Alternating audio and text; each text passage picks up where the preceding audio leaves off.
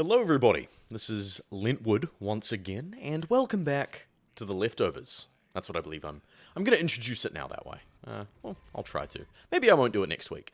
But it's currently my weekend. I've been relaxing. I've got a crisp green apple Hyokitsu in front of me, and I thought, hey, I want to talk about Baldur's Gate 3, because all I've been doing for the past week has been playing Baldur's Gate 3. Now, the gameplay in the background, this is from my second playthrough of the game. I first played this game last year. I sunk like 180 hours in one playthrough. I adored it. What a fantastic feeling. Really made me feel like I was a part of a grand adventure. And I personally play Dungeons & Dragons, and I've actually been playing now for about a year and a half. I've been playing longer than that, but this one particular campaign that I'm playing, which is the Vecna campaign, I've been playing since, I think, January 11th last year. But this playthrough I first kicked up again in around August last year, right before I actually moved out of home, and right before I started my new job. So I thought, I'll try and get another playthrough in before that starts. And I ended up giving up because this boss fight that you're seeing, the Merkel boss fight at the end of Act 2, I was stuck on. And I kept coming back to it every month or so. So it's been roughly almost 6.5 months since I initially started this boss fight. And I'd come back after a month, I'll be like, I'll give it another go. No joy. Come back after another month. Maybe if I try it this way. No joy. And I'm playing on Tactician. And the first time I played this fight, my main character, Thoros, he's a monk. The first time I did this fight, I had a paladin. So I had a bit more of that holy edge about me to deal a bit more damage to Merkel. But it turns out the secret to beating... You can see me here, I'm loading. I'm going back. Because the secret is arrows of darkness to blind him, to give him disadvantage on hitting you. And that's really the quickest way to do it. I mean, the other benefit of it is that if you have crowd control, because I don't know when any of you are going to tell me the Earth Elemental is amazing. I'm now into Act 3. I'm not super far through Act 3. I'm yet to do the Iron Throne, fight Gortash, fight Orin, or anything like that. But I have almost exclusively been summoning the Earth Elemental on Gale. What a fantastic companion to have. And I would say that they were instrumental in helping with this fight. But yeah, I just wanted to talk about Baldur's Gate 3 because it's such a good game. It's such a good game. Like, when someone harps on about like Red Dead Redemption 2, you're like, yeah, the story is amazing. But the gameplay is rather lackluster. It's... Nakey Jakey said it best where, if you really want to enjoy this game, treat it like an episode or episodes of your favorite TV show. Because the gameplay is really just there in service of the story. Akin to like The Last of Us, Part 2 in particular. I mean, I don't think anything will ever be as bad as The Order 1886. But, it's mainly about the story. Baldur's Gate 3, it's about everything. It's every aspect of this game I adore. I think it's a fantastic interpretation of the tabletop game. There's actually been some times recently where I've been at the table rolling dice and been like, but in Baldur's Gate 3, and I got laughed at. But Baldur's Gate 3 is just such a gorgeous game. It's a gorgeous game, but both in actual graphical fidelity, in its level design, in its world design, in its art style, in its music. Oh my god, the music. I will say this now, Baldur's Gate 3 is top 5 soundtracks of all time for me. I was having this conversation. Like, it's up there with the original Halo trilogy. It's up there with Minecraft. It is fantastic. I think it is such a compelling... Because to me, when I look at a video game soundtrack, I think... I'm very anecdotal when it comes to video games. I think, did I literally get my money's worth? Did I enjoy playing the game? Did I have fun? What are its lasting impacts on me? Cyberpunk is an amazing game for that, in my opinion. But for me, the soundtrack, you think, hey, is it great in and out of context of the video game? And I think Baldur's Gate 3 is the definition of that. I think it's... You can take it out of context of the game, use it for any adventure story. It is amazing. It is gorgeous. It is just such a fantastic soundtrack to listen to. The motifs and the leitmotifs of the OST are just great. If I could have the soundtrack in like a little ivory bag and have a little needle in my arm and just have that with me all the time, give me that. I think, dare I say, Baldur's Gate 3 might be one of the best video game soundtracks of all time, next to Skylanders Spyro's Adventure. But I also wanted to talk about Dungeons and Dragons because I am a big Dungeons and Dragons fan. I've been playing properly since late 2019, early 2020. And I've played a few campaigns now, and like I said before, we're currently playing the Vecna campaign, which is the highest tier preset campaign you can possibly do. I'm playing a Eldritch Knight by the name of Jacob von Matterhorn. He's actually the grandson of a character I played in a previous campaign called Vincent. And Vincent was an artificer. He was a Clockwork Soul artificer, which was the most complicated character I've ever played. He was a magic cowboy. And then Jacob is very much the same, but he's a bit gruffer, but meaner than his grandfather was. And he's got some sylvan blood in him, so he's got these little horns. And I've really loved playing him. Just being able to mag dump with revolvers is fantastic. And I've got a magic lever action as well. But we are, in the Vecna campaign, without spoiling too much, kind of the big thing that you do is you're trying to assemble the Rod of 7 pieces to banish Vecna and seal him away. And one of the twists... now, I'm not sure if this is actually in the preset campaign or if this was our Dungeon Master's choice. I believe it was actually in the campaign. Spoilers, by the way, for the Vecna campaign. I'll let you know that now. Basically, you're helped by the Wizards 3, which is Mordenkainen, Lady Illustriel, and Tasha. And it turns out that Mordenkainen has been not Mordenkainen, by a very, very evil man by the name of Kars, who is a ancient vampire who was originally Vecna's right-hand man. He is the man who cut off his hand and took his eye. And he's trying to steal the staff to summon his lord, Mishka, the demon prince, to fight Vecna. And it is revealed to us in our campaign. We go out for the celebratory dinner. We've assembled the Rod of 7 pieces. We're ready to fight Vecna. The Wizards 3 are going to help us. It's going to be awesome. Let's go out to dinner. Lady Illustriel's wife, Melanie, takes us out to a lovely dinner. We're all having a great time. And then suddenly she's like, we need to go home right away. We teleport home. Turns out, Mordenkainen revealed himself to be Kars, mortally wounded Lady Illustriel and severely wounded Tasha, and we immediately leap through a portal after him, because basically the whole thing of the thing is, there's this like home base area known as Sigil. It's like on the outskirts of reality. It's crazy. It's really cool. And we're basically reality hopping. We go through all the main planes of existence into these other worlds. We ran the ones with Strahd von Zarovich. I like to call him Strahd von Zarabitch. Pardon my French. He's a bum. He's a fraud. I'm a dreadlord! No, you're not, buddy. You're dead. And we took his sword. So, yep. Hate to tell you, Strahd, but you got fraud checked.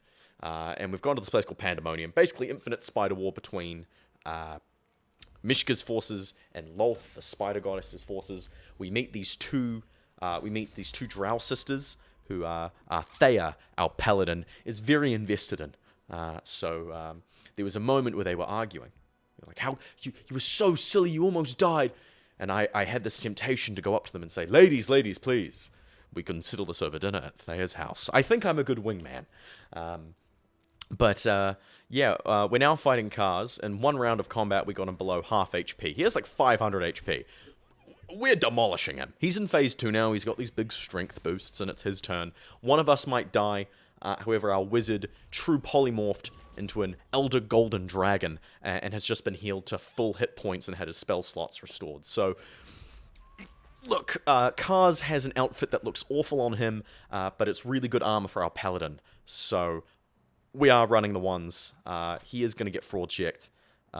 And we're going to remind him that you don't mess with the Last Call. Last Call is the name of our D&D party. I just wanted to share that. I've been very excited recently. I'm in a very big D&D mood recently. I've been feeling very good about Dungeons & Dragons. I was off for a few weeks from it because 1 week I wasn't feeling well. And then another week it was cancelled, or we didn't really do a full session, and I'd been on holiday as well.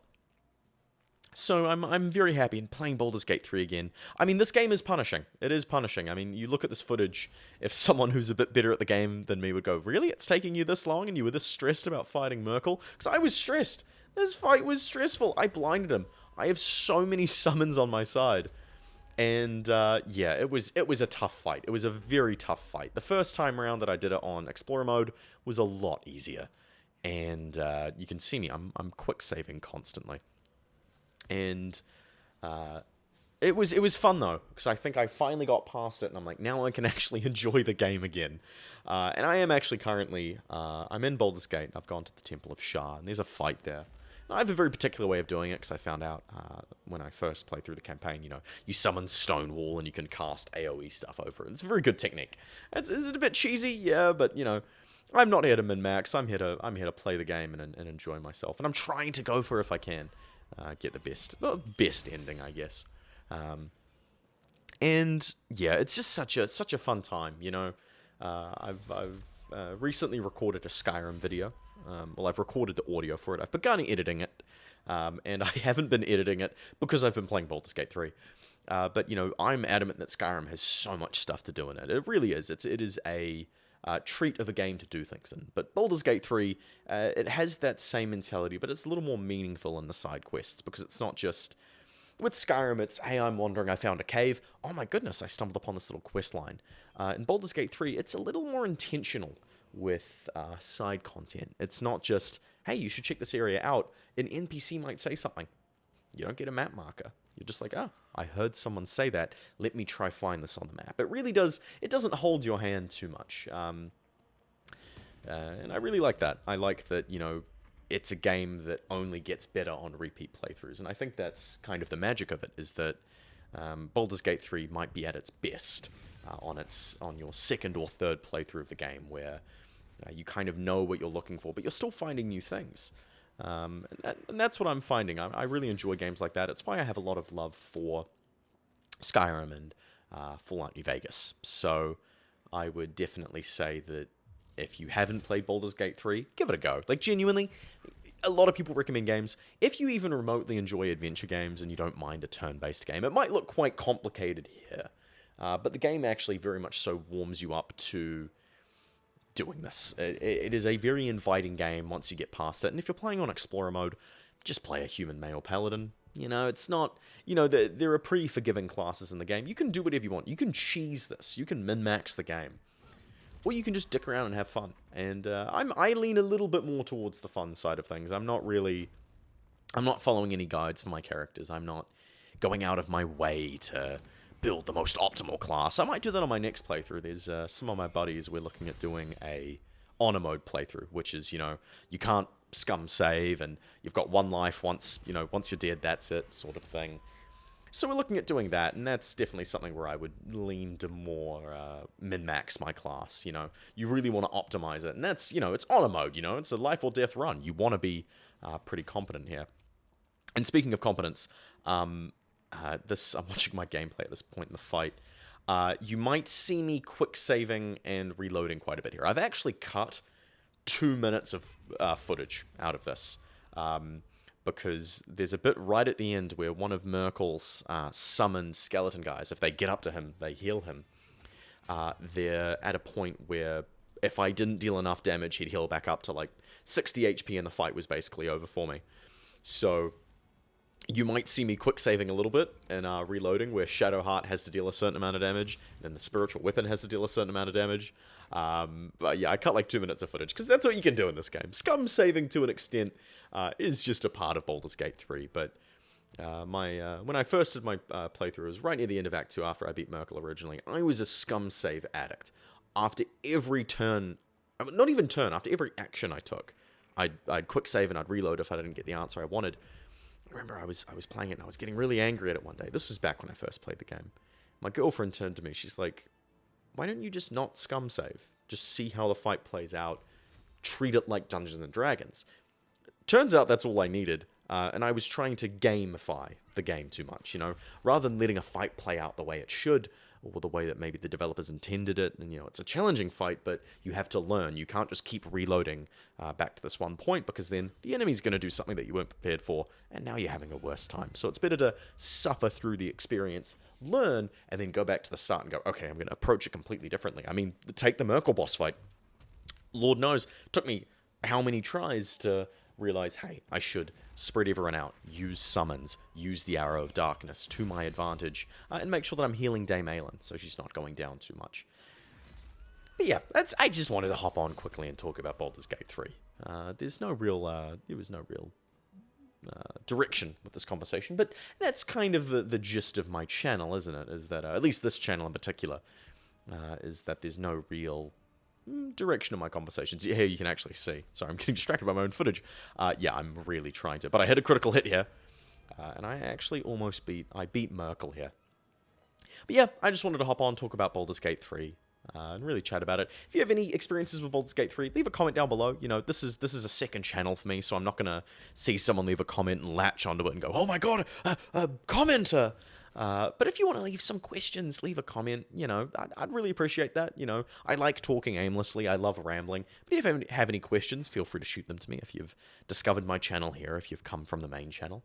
But yeah, thank you for listening. Thank you for watching. Thank you for tuning in. And wherever you are in the world, I hope you have a great afternoon, have a great day, have a great evening.